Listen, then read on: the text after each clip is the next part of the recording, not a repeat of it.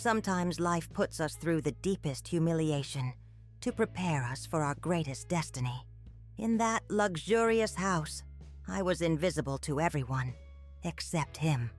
Hello, my dear ones. Here's Dorothy. I'm 71 years old today, and my heart is full of stories to tell from here in Springfield, Missouri. Before I begin this story that completely changed my life, I want to ask you to like this video, subscribe to the channel, and tell me in the comments where you're watching from. It brings me such joy to know my stories reach so many different places. Today I'm going to tell you how I went from poverty and humiliation to finding true love when everything seemed lost, and how the worst Sunday of my life became the first day of my real freedom. This story begins on a gray October morning in 2022, when I thought my biggest problem was loneliness, but I had no idea that by evening, I would discover something far worse than being alone. 8 years had passed since my beloved husband Harold left this world, taken by a heart attack that came without warning on a Tuesday morning while he was tending to his roses in our backyard. Those roses still bloom every spring, and every year they remind me of the man who taught me that love should nurture, not drain. But in those first years after his passing, drowning in grief and terrified of solitude, I forgot Harold's most important lesson about love. I thought love meant giving everything, sacrificing endlessly, and never saying no to family. I was so wrong, and that misunderstanding nearly destroyed me. Harold and I had built a comfortable life together over 43 years of marriage. He worked as an electrician. I taught elementary school, and together we saved every penny we could. We bought rental properties, invested wisely, and by the time he passed, we had accumulated enough wealth to ensure my security for the rest of my life. The life insurance alone was substantial, and combined with my teacher's pension and rental income, I was financially comfortable. More than comfortable, actually. I could have traveled the world, pursued hobbies, lived the retirement Harold and I had planned together. Instead, I became an ATM for my son Michael and his family. It started innocently enough, the way financial abuse often does. Michael was struggling after the 2008 recession. His wife Jennifer had expensive tastes, and their daughter Ashley was enrolled in an elite private school that cost more per year than many people make. "Just until I get back on my feet, Mom," Michael said when he first asked for help with their mortgage. "Jennifer's used to a certain lifestyle, and I don't want Ashley to have to change schools." I should have recognized the red flags immediately. A man in his 40s asking his widowed mother to subsidize his wife's lifestyle. A family living beyond their means and expecting me to make up the difference. But I was lonely, grieving, and desperate to feel needed. When they visited every Sunday for dinner, when Ashley called me Grandma with a smile, when Jennifer complimented my cooking, I felt like I still had a family. I didn't realize I was paying for those moments with more than money. I was paying with my dignity, my future, and eventually, my self-respect. The Sunday that changed everything started like so many others. I had spent Saturday shopping for groceries, using my own money to buy expensive cuts of meat and organic vegetables that I would never purchase for myself. I woke up at dawn to start cooking, preparing Harold's favorite pot roast recipe, homemade dinner rolls that took hours to rise properly, and an apple pie made from scratch with apples I had picked myself from the orchard outside town. My arthritic hands ached as I worked, but I pushed through the pain because this dinner represented the only family connection I had left. By noon, my small house was filled with the aromas of comfort food and anticipation. I set the dining room table with my grandmother's china, the spode pattern that had been in our family for 3 generations. I folded cloth napkins, arranged fresh flowers from my garden, and created the kind of tableau that belonged in a magazine about family traditions. Everything had to be perfect, because I had learned that perfection was the price of their continued presence in my life. They arrived at 1 o'clock sharp, as they had every Sunday for 7 years. Michael drove his BMW, the one I had co-signed for when his credit was damaged. Jennifer wore a designer dress that cost more than my monthly grocery budget. Purchased with the credit card I paid off each month. Ashley carried the latest iPhone and wore shoes that probably cost more than most people spend on a week of groceries. They looked like a successful, affluent family. They looked like the American dream realized. But I was the one paying for that dream, and I was too lonely and too scared of abandonment to admit it. Dinner conversation flowed around me as if I were invisible furniture. Michael complained about his job, though he had been promoted twice since I started supplementing his income. Jennifer discussed her yoga classes and spa appointments, luxuries she could afford because I paid their mortgage. Ashley scrolled through social media, occasionally showing her parents funny videos while ignoring me completely. I might as well have been the hired help, except the hired help gets paid and treated with basic courtesy. After we finished eating, I began clearing the table alone. As always, my hands, swollen with arthritis and shaking slightly from the effort of cooking all morning, struggled with the heavy serving dishes. I had learned not to ask for help because the eye rolls and sighs that greeted such requests made me feel like a burden in my own home. But that day, watching Ashley continue to scroll through her phone while I struggled to manage everything alone, something inside me snapped. "Ashley, honey, could you please help me carry just one plate to the kitchen?" The request was simple, polite, reasonable. Any other grandmother in America could have asked the same thing without thinking twice about it. But Ashley looked up from her phone with such pure contempt, such utter disgust, that it took my breath away. "God, Grandma, you're such a stinking old lady. Can't you see I'm busy?" The words hit me like physical blows. But what destroyed me completely was Jennifer's reaction. Instead of correcting her daughter, instead of showing shock or disapproval, Jennifer smiled. Actually smiled as if her 16-year-old daughter had finally said what she'd been thinking all along.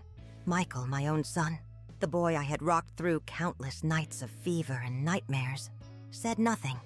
He just sat there, allowing his daughter to destroy what remained of my dignity in my own dining room.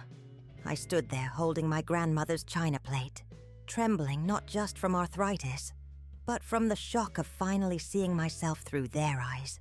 I wasn't their beloved mother and grandmother.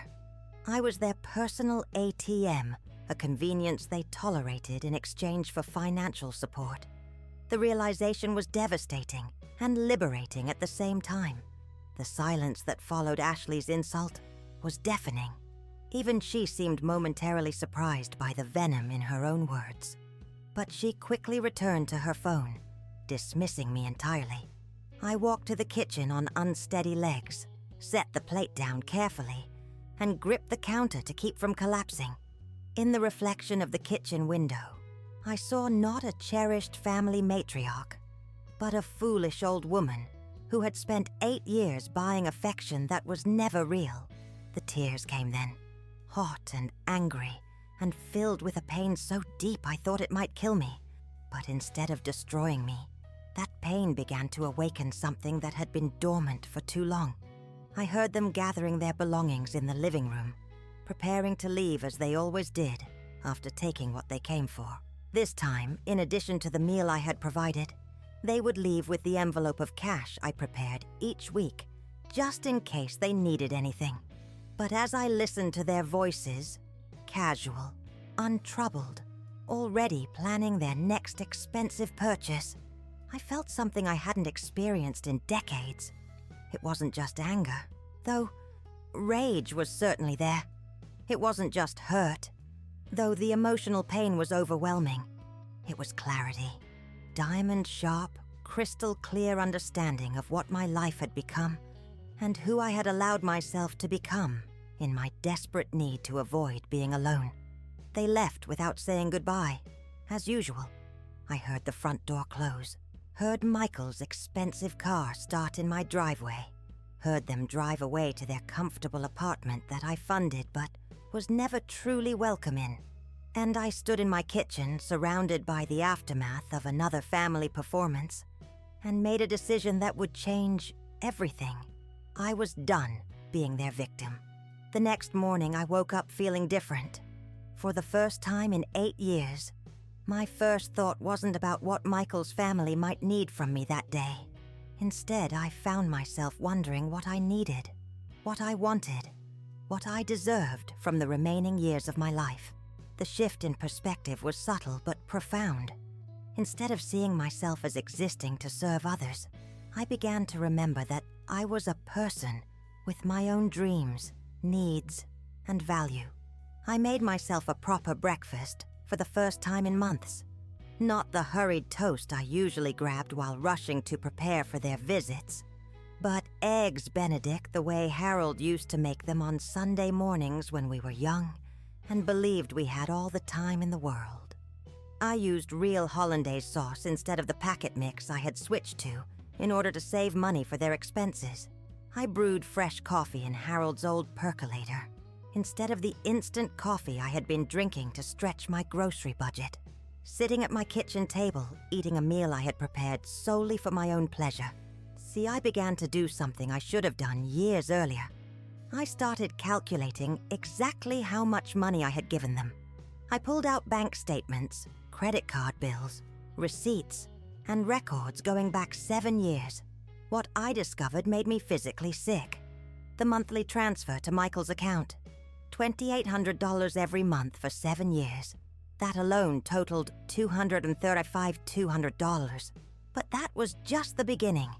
There were the emergencies, Ashley's dental work, Jennifer's car repairs, Michael's business expenses, medical bills, vacation costs, Christmas and birthday gifts that cost more than most people's monthly salaries.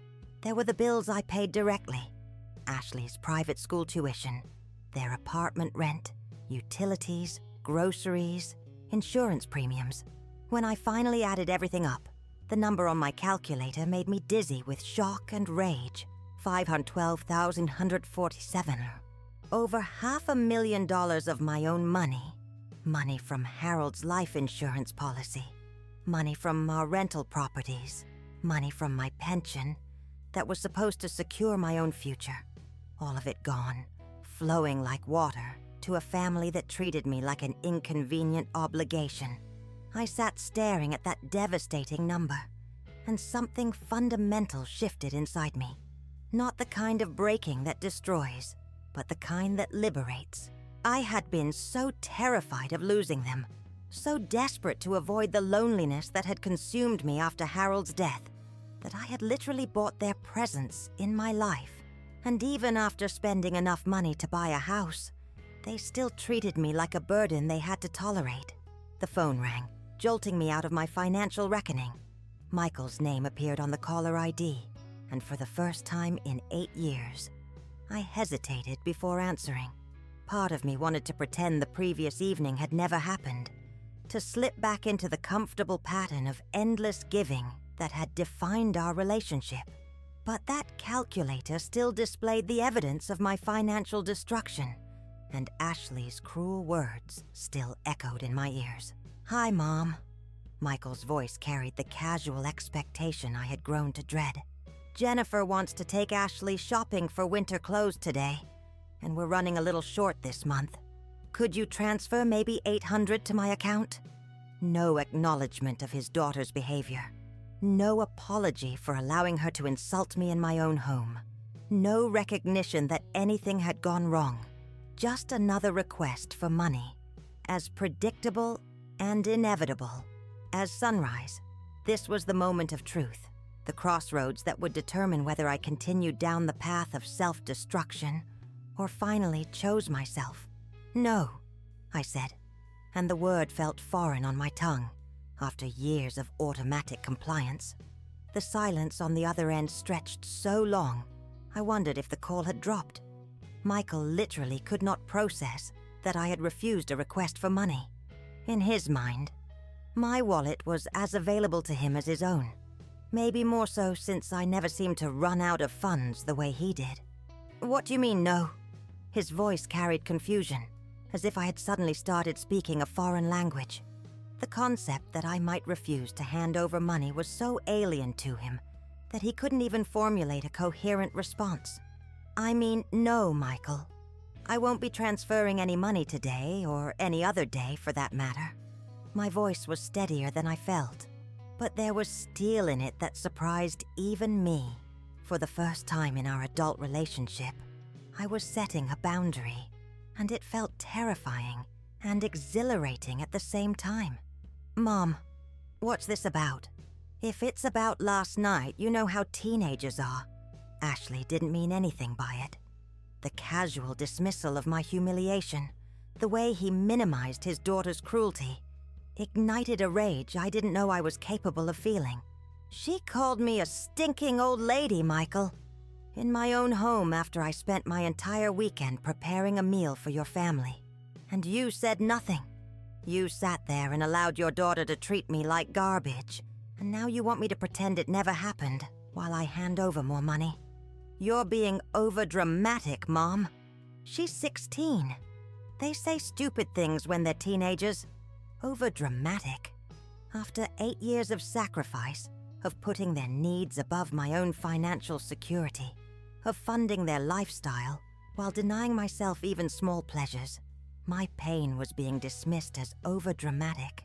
I need time to think about our relationship, Michael. I won't be transferring any money right now."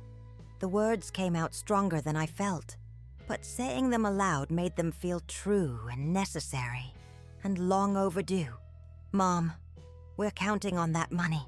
Jennifer's already at the mall with Ashley." The entitlement in his voice, the assumption that my bank account existed for their convenience, crystallized everything that was wrong with our family dynamic. "Then I suggest Jennifer use her own credit card for once." I hung up the phone with shaking hands, my heart pounding as if I had just jumped off a cliff. In many ways, I had jumped off the cliff of endless enabling and landed in the unfamiliar territory of self-respect. The phone rang immediately. Michael's name flashed on the screen, but I didn't answer. It rang 6 more times over the next hour.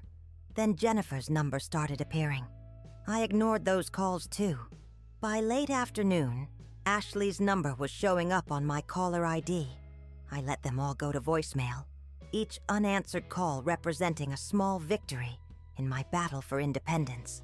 Instead of listening to their increasingly desperate messages, I did something revolutionary. I went shopping for myself, not for ingredients for their Sunday dinners, not for gifts for their birthdays or holidays, but for things I wanted simply because they would bring me joy. I bought a silk scarf in deep burgundy, the color Harold always said brought out my eyes. I treated myself to lunch at the most expensive restaurant in Springfield, ordering whatever sounded delicious without calculating whether I could afford it after Michael's monthly allowance. At the bookstore, I purchased 3 novels I had wanted to read but hadn't bought because Michael's family always needed money more urgently. I bought luxurious bath salts and expensive moisturizer, small indulgences I had denied myself for years. Most symbolically, I purchased a beautiful journal with a leather cover, something to record my thoughts during what I suspected would be a period of major life changes. That evening, I finally listened to the voicemails they had left throughout the day. Michael's messages grew progressively angrier, demanding that I call him back immediately. Jennifer's calls were masterpieces of emotional manipulation, complete with fake tears about Ashley needing new clothes for school. Ashley's message was the most revealing. "Grandma, Dad says you're being mean about money. Just give us what we need, okay?" Not one of them had apologized for the previous evening. Not one had acknowledged my pain or shown any concern for my feelings. They were only interested in restoring the flow of money from my account to theirs. The realization was painful but liberating. I finally understood that our entire relationship was transactional, and I was the only one making deposits. That night, lying in bed with my new journal, I began making lists that would guide my transformation. At the top of the first page, I wrote, Things I want before I die. For years, I had suppressed my own dreams to fund theirs. But Harold and I had once had plans for my retirement. We had wanted to travel to Ireland to trace my family's genealogy. We had dreamed of renovating our kitchen with professional equipment so I could pursue my passion for baking. We had talked about taking a cooking class in France, something that seemed impossibly extravagant then, but now felt like stolen opportunity. On the second page, I wrote, "Things I will no longer accept." Disrespect topped that list, followed by being taken for granted, being treated as a bank rather than a person, having my feelings dismissed as unimportant, and being made to feel guilty for having my own needs and desires. The third list was the most challenging. Steps I must take. Cancel all automatic transfers to Michael's account. Remove myself as co-signer on their apartment lease and any other financial obligations. Stop funding their lifestyle while they contributed nothing to mine. Learn to say no without feeling guilty. Most terrifyingly, learn to be alone without being lonely. To find my own worth independent of their approval or presence. The fourth and final list was titled, "Dreams I'm Going to Pursue." At the top, I wrote, "Professional baking classes." Harold had always said I was talented enough to run my own bakery, but I had never taken the compliment seriously. Now, facing the prospect of rebuilding my life at 71, his words took on new significance. Maybe it wasn't too late to discover what I was capable of when I stopped limiting myself to make others comfortable. As I closed the journal and turned off the light, I felt something I hadn't experienced since Harold's death: anticipation for tomorrow. For the first time in 8 years, I was more excited about my own future than worried about someone else's immediate needs. The next morning, I took the first concrete step toward reclaiming my life. I called my bank and canceled all automatic transfers to Michael's account. The representative, who had processed these monthly transactions for years, asked twice if I was certain about the cancellation. I had never been more certain of anything in my life. Next, I called Robert Harrison, Harold's longtime friend who had handled our legal affairs for decades. Robert had warned me years earlier about becoming too financially entangled with adult children, but I had dismissed his concerns as overly cautious. Now I needed his help to extricate myself from the financial web I had woven around Michael's family. "Dorothy," Robert said when I explained my situation, "I've been hoping you would make this call for years. What you've been doing isn't helping your son. It's enabling him to avoid taking responsibility for his own family's financial security." We scheduled an appointment for that afternoon to review every document I had signed, every financial obligation I had undertaken on their behalf. The list was longer and more complex than I had realized. I was co-signer on their apartment lease, guarantor on Ashley's private school tuition, and responsible for 2 credit cards that Jennifer used for what she called household expenses. Getting your name off all of these is going to take time and may require legal action, Robert explained. They're going to fight you on this, especially since they've grown accustomed to having you as their financial safety net. "Let them fight," I said, surprising myself with the firmness in my voice.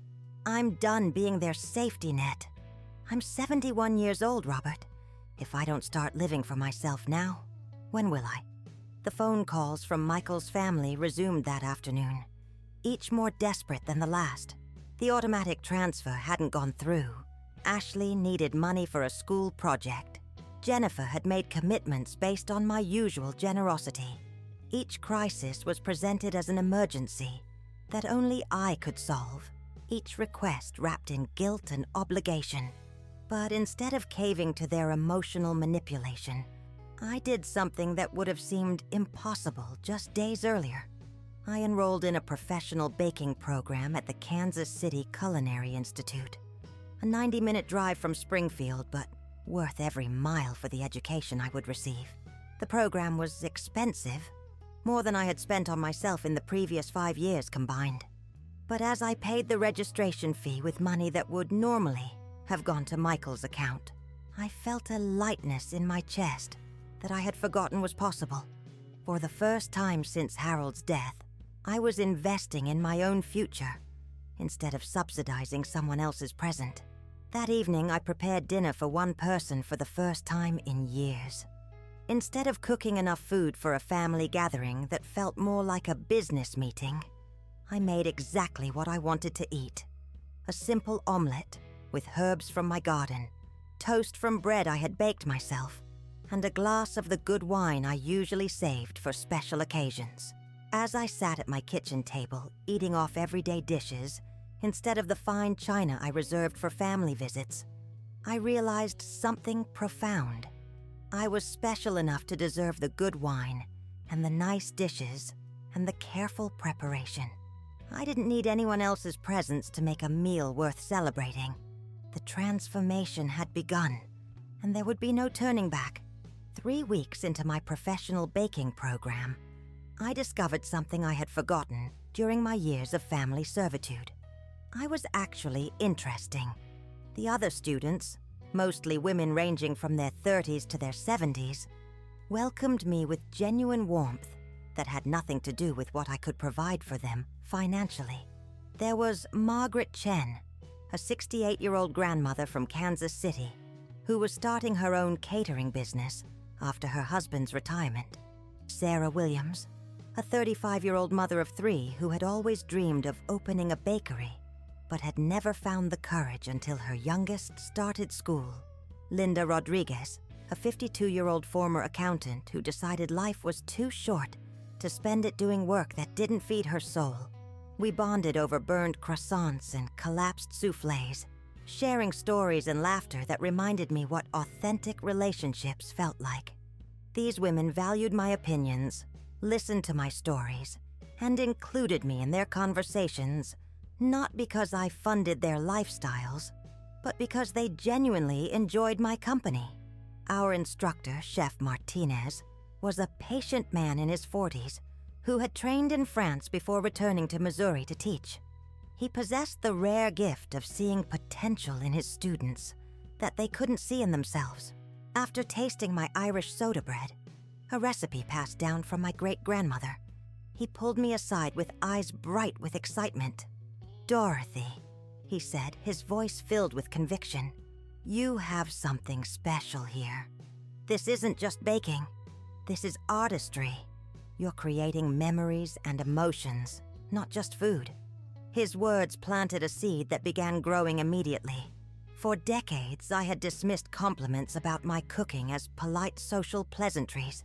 Harold had always raved about my baking, but I assumed he was just being a supportive husband.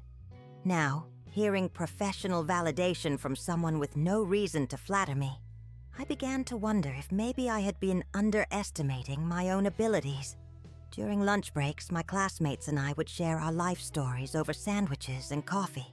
When I finally worked up the courage to tell them about Ashley's insult and my family's financial exploitation, their response was immediate and fierce. "Honey," Margaret said, reaching across the table to squeeze my hand. "That's not family love. That's financial abuse." I went through something similar with my own daughter until I finally learned to set boundaries. Sarah nodded vigorously, her eyes flashing with recognition. "My ex-husband did the same thing to me for years. Made me feel selfish for wanting anything for myself while he spent our money on whatever he wanted. It's manipulation, designed to keep you feeling guilty and grateful for scraps of affection."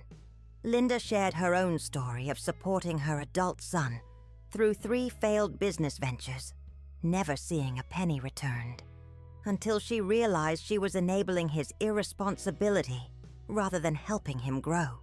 "The hardest thing I ever did was tell him no," she admitted. "But it was also the most loving thing I could do for both of us." These women understood my situation in ways Michael's family never could. They celebrated my decision to set boundaries, encouraged my culinary dreams, and treated my feelings as valid and important. For the first time in years, I felt truly heard and valued. Meanwhile, the calls from Michael continued. growing increasingly desperate and angry. The apartment management company was threatening eviction over late rent. Ashley was embarrassed at school because she couldn't afford the designer clothes her classmates wore. Jennifer had to cancel her spa appointments and hair treatments because they couldn't maintain their lifestyle without my subsidies.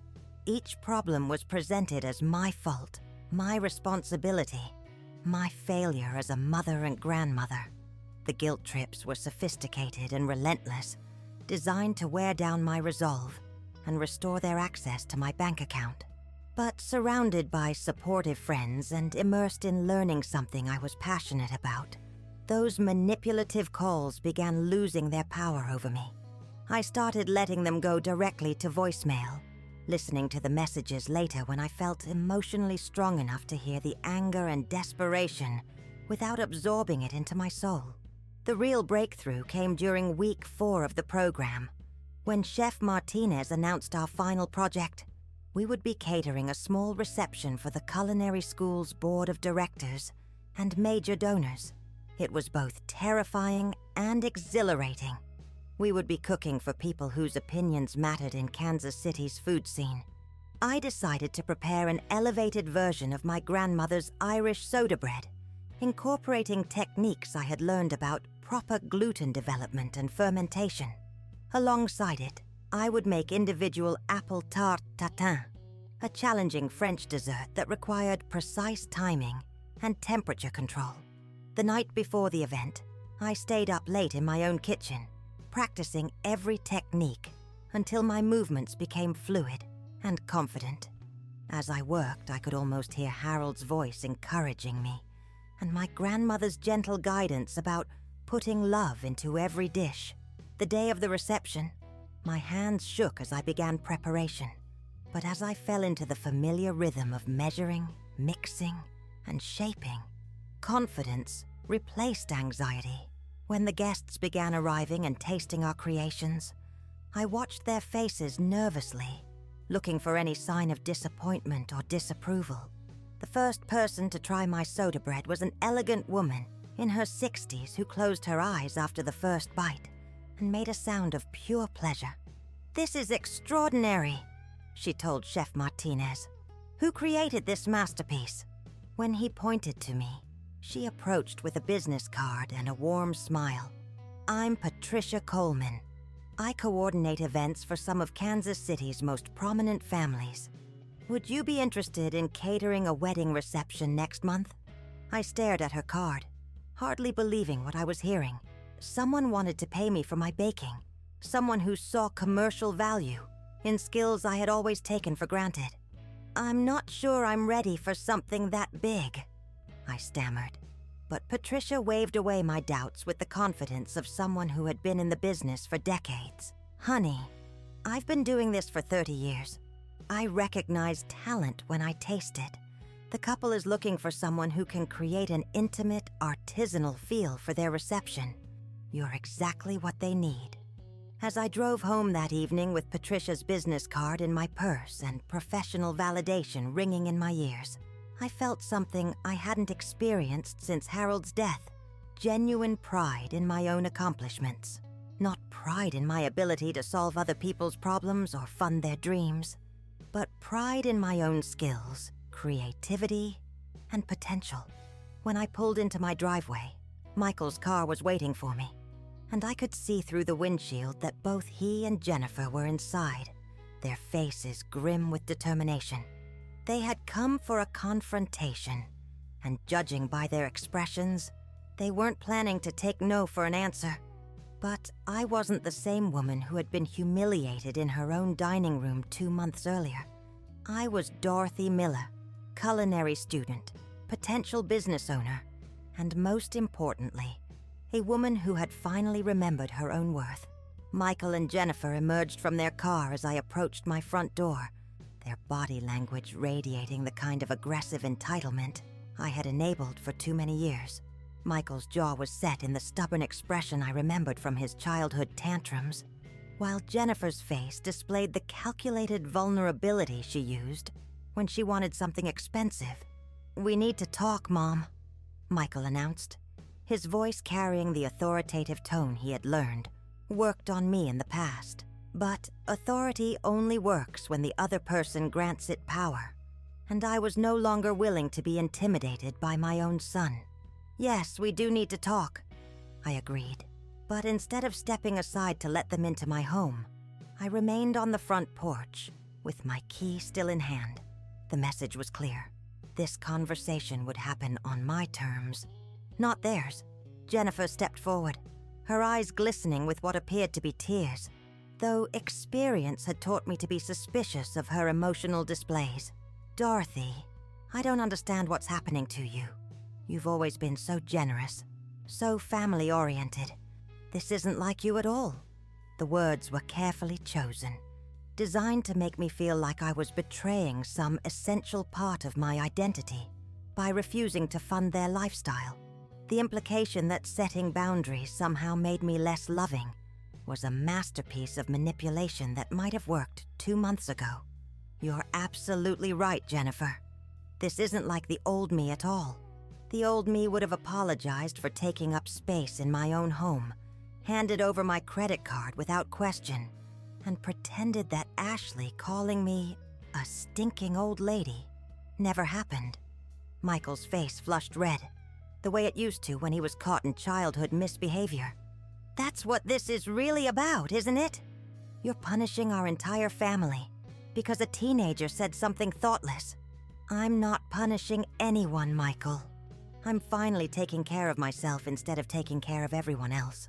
There's a significant difference." I pulled Patricia Coleman's business card from my purse, holding it like a shield against their emotional assault. "I'm starting a catering business.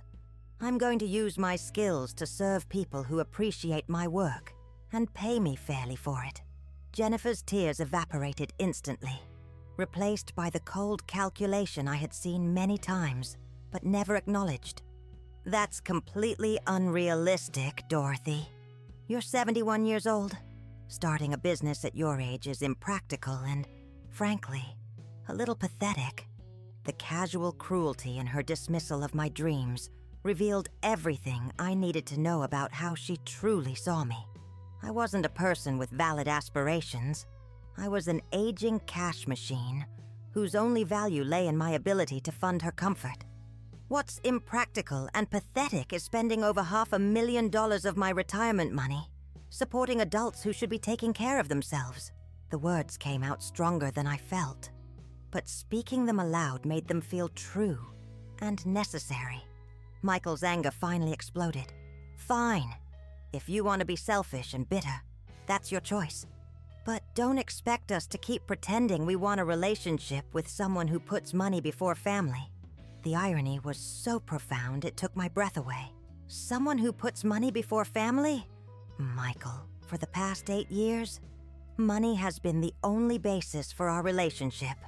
When was the last time you visited me without asking for financial help? When was the last time you called just to see how I was doing? The silence that followed was devastating in its completeness. They couldn't answer because the answer was never. Every interaction we'd had since Harold's death had been transactional. I provided money. They provided the illusion of family connection. Jennifer's mask finally dropped completely, revealing the ugly truth beneath her practiced charm. "You know what, Dorothy? Don't bother calling us anymore. Don't expect Christmas visits or birthday cards or graduation invitations. If you want to choose strangers over your own family, live with the consequences." They turned toward their car, and for a terrifying moment, every abandonment fear I'd carried since childhood rose up in my throat. This was what I had dreaded most. Complete rejection, total isolation, the prospect of spending my remaining years utterly alone. But then I thought about Margaret and Sarah and Linda, my friends from culinary school, who valued me for who I was, rather than what I could provide. I thought about Chef Martinez, who saw artistry in my baking and encouraged my dreams instead of dismissing them. I thought about Patricia Coleman, who wanted to pay me for my skills and creativity. "Wait," I called out, and they paused with expressions of smug satisfaction, expecting my inevitable surrender. Instead, I looked directly at Ashley, who had been sitting in the back seat pretending to ignore the entire confrontation while undoubtedly listening to every word. "Ashley, when you're ready to apologize for the disrespectful way you spoke to me in my own home, when you're ready to treat me with basic human dignity, you'll always be welcome here. The same goes for both of you," I said, addressing Michael and Jennifer. "But our relationship is going to be based on mutual respect, not financial transactions." Jennifer actually laughed, a sound so cold it could have frozen water in July. "Good luck with your little hobby business, Dorothy.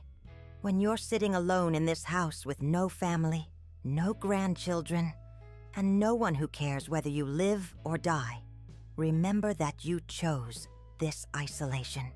They drove away without another word, taillights disappearing into the gathering dusk, leaving me standing on my front porch in the profound silence that follows life-changing confrontations. But the silence wasn't the devastating emptiness I had expected. It was the silence of possibility, of a future that belonged entirely to me, of days that would be filled with my own choices rather than other people's demands. I went inside and immediately called Patricia Coleman. "I'd like to accept your catering offer," I told her, my voice steady and sure. "When is the wedding? And what can I do to make it perfect?" The next morning, I woke up not to the familiar anxiety that had plagued my mornings for months, but to genuine excitement about the day ahead. I had a business plan to develop, recipes to perfect, and a kitchen to transform into a proper commercial workspace. The first step was renovating my kitchen to handle larger-scale food preparation, something Harold and I had dreamed about but never pursued, because Michael's family always seemed to need our extra money more urgently. Now, for the first time in 8 years, I could make decisions based solely on my own needs and desires.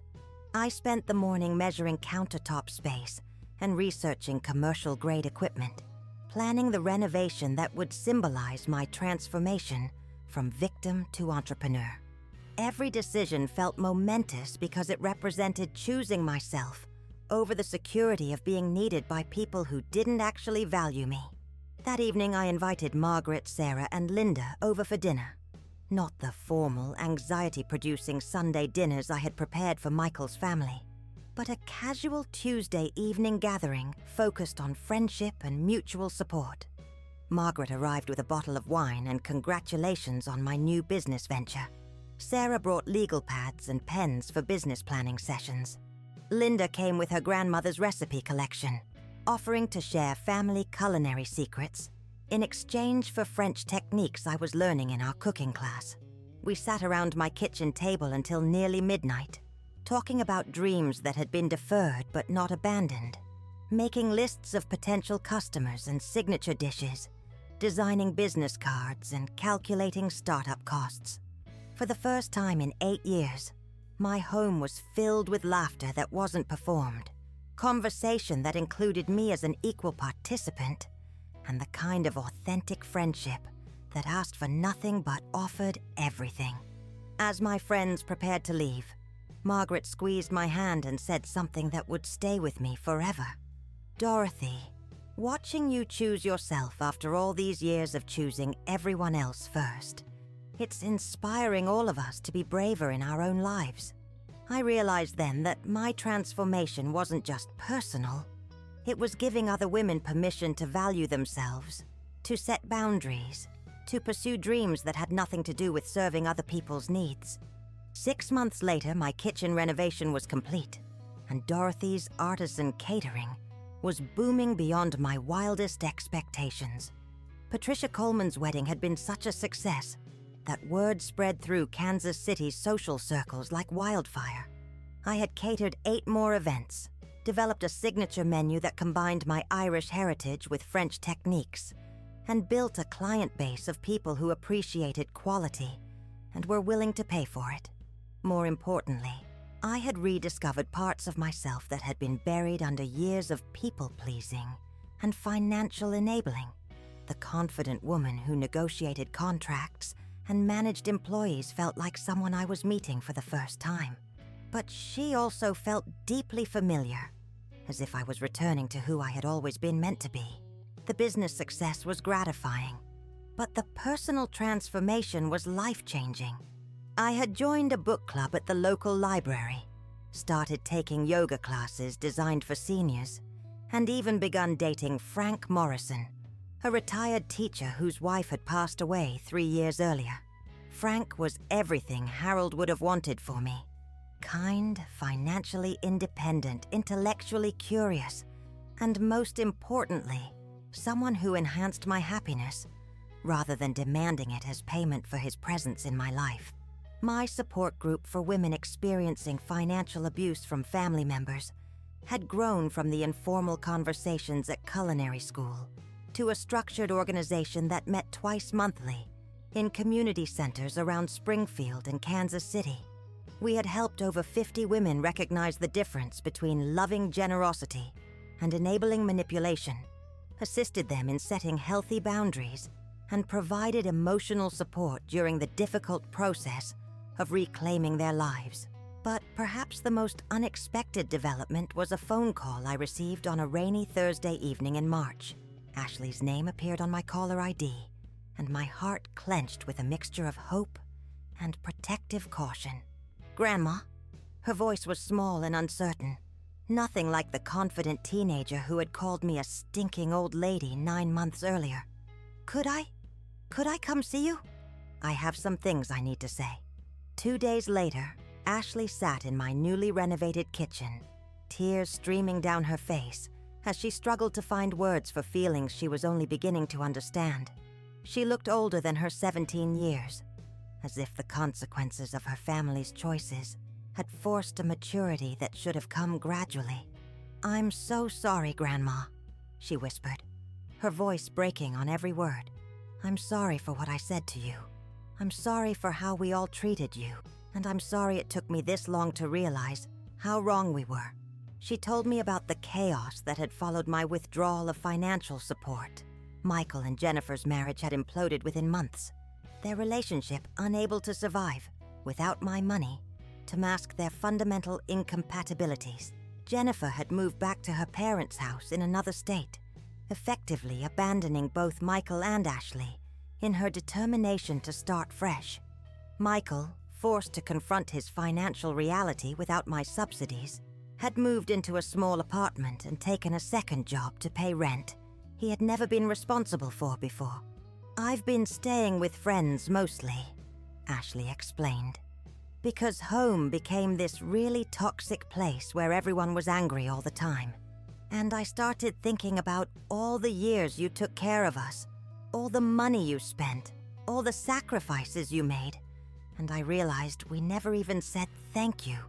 We just took and took and took until there was nothing left to take." The conversation that followed was the most honest one we had ever had.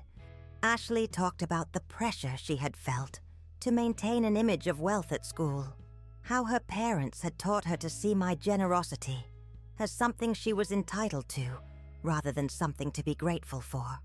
I shared my own journey of discovery, how I had learned to distinguish between love and enabling, between family loyalty and financial abuse. "I know saying sorry doesn't undo the damage," Ashley said as our conversation wound down, "but I needed you to know that I see it now. I see how amazing you are, how strong you've always been, and how badly we treated someone who deserved nothing but love and respect." As I looked at my granddaughter, this young woman who was finally taking responsibility for her actions and showing genuine remorse, I felt something I hadn't expected. Forgiveness mixed with cautious hope. "Ashley, I forgive you," I said, meaning it completely. "You were following your parents' example, and you were young enough that you didn't understand the full impact of your choices. The fact that you're here now, that you can acknowledge what happened and take responsibility for your part in it, tells me everything I need to know about the person you're becoming." We talked for another hour about her plans for college, her growing interest in social justice issues, her determination to build a life based on her own efforts rather than other people's money. When she asked if she could visit regularly, Not for financial support, but for the kind of grandmother-granddaughter relationship we had never been able to have. I said yes with genuine enthusiasm. 3 months later, Ashley made a request that surprised me. She wanted to spend her senior year living with me while finishing high school in Springfield. Michael, struggling to maintain even basic financial stability, couldn't provide the consistency she needed for her final year before college. Jennifer had made it clear that she considered her parenting responsibilities finished now that Ashley was almost 18. "I know I don't deserve it," Ashley said, "but I was hoping maybe I could help you with the catering business in exchange for room and board. I'm actually pretty good at social media marketing, and I noticed you don't have much online presence for Dorothy's artisan catering." The irony wasn't lost on me.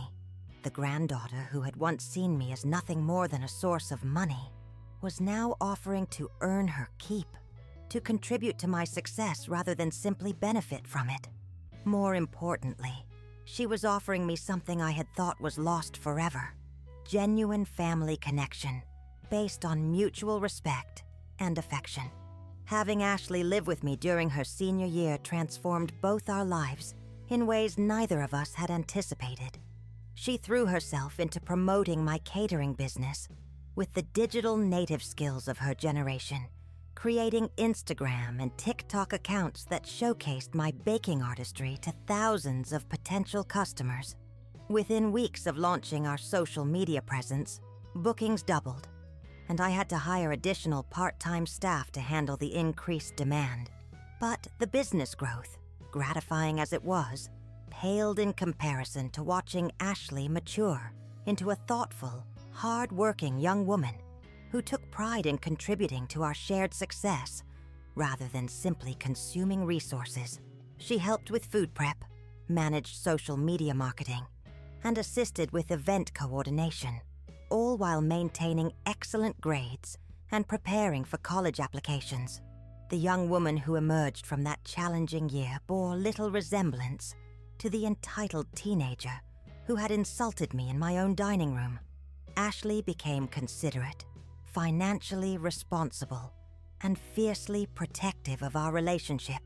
When Michael occasionally called asking her to intercede on his behalf for money, she refused firmly and without apology. "Grandma built something beautiful here," she would tell him. "I won't let you destroy it the way we almost destroyed her." The night before Ashley's high school graduation, she found me in the kitchen working on cake orders and sat down at the table where she now did homework every evening. "Grandma, I need to tell you about my college plans." My heart clenched with familiar anxiety. After rebuilding our relationship so carefully, I feared she was about to announce her departure for some distant university that would take her away from me again. "I got accepted to Northwestern for journalism," she continued. "But I also got accepted to the culinary business program at Missouri State, right here in Springfield." She paused, watching my face carefully. "I know you would never ask me to stay, and I know you'd support whatever decision I made. But I want to stay here. I want to learn everything you can teach me about running a business. I want to be your partner, if you'll have me." The tears that came were tears of joy and gratitude for second chances, transformed relationships, and the unexpected blessing of finding family in the place I had least expected it. "Of course I'll have you as a partner," I whispered. "I can't think of anything that would make me happier." As I write these final words in my journal 2 years after that life-changing Sunday, I want every woman reading this to understand something crucial.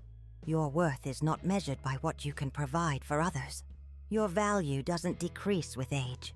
Your dreams don't expire at any particular birthday. And it's never too late to choose yourself. The people who truly love you will respect your boundaries and celebrate your success. The people who don't respect your limits have revealed themselves to be users rather than loved ones. And losing users isn't a loss. It's a liberation that creates space for authentic relationships to flourish. Dorothy's Artisan Catering now employs 12 people and operates out of a commercial kitchen we rent in downtown Springfield. Ashley and I are planning to publish a cookbook next year that combines traditional family recipes with modern presentation techniques. The support group I started has helped over 200 women recognize and escape financial abuse. And I speak at conferences across the Midwest about late-in-life empowerment and boundary setting. Michael and I have slowly rebuilt our relationship on a foundation of mutual respect rather than financial dependence. He's been consistently appropriate and financially independent for over a year, and he's dating a wonderful woman named Carol, who treats me with genuine warmth. Most importantly, he's learned to value me as a person rather than seeing me as a solution to his financial problems. Frank and I married last spring in a small ceremony catered by my own business, surrounded by the chosen family I've built through authentic connections rather than financial obligation. At 73, I'm living the most fulfilling, purposeful, and joyful life I've ever known. Sometimes the greatest gift life can offer is a moment of clarity that forces you to choose. Will you continue accepting less than you deserve, or will you find the courage to demand better? That terrible Sunday when Ashley called me a stinking old lady was actually the first day of my real life. The life where Dorothy Miller finally learned to value herself as much as she had always valued everyone else. Thank you so much for staying with me until the end. I hope my story has touched your heart and inspired you to think about the relationships in your own life. If you enjoyed hearing about my transformation from doormat to successful businesswoman, please don't forget to subscribe to the channel and give this video a thumbs up.